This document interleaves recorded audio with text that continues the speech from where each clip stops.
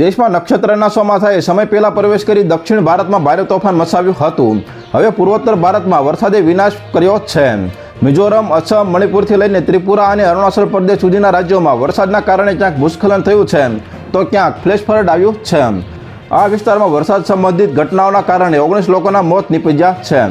પૂર્વોત્તર ભારતમાં મુશળધાર વરસાદના કારણે અનેક વિસ્તારોમાં રસ્તાઓ તૂટી ગયા છે અને ભૂસ્ખલન તથા ફ્લેશ ફ્લડના કારણે અનેક મકાનો તૂટી પડ્યા છે.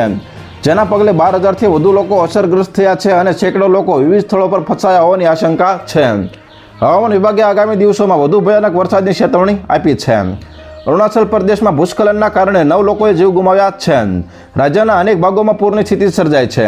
NH13 પર અચાનક ભૂસ્ખલનના કારણે એક વાહન તણાઈ ગયું હતું, જેથી તેમાં 7 લોકોના મોત નીપજ્યા હતા.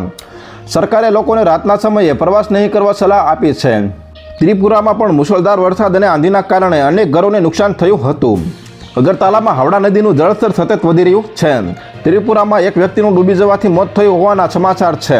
અનેક સ્થળો પર વૃક્ષો તૂટી પડતા રસ્તાઓમાં અવરોધો ઊભા થઈ ગયા છે. મણિપુરમાં નદીઓ જોખમના સ્તર ઉપર વહી રહી છે.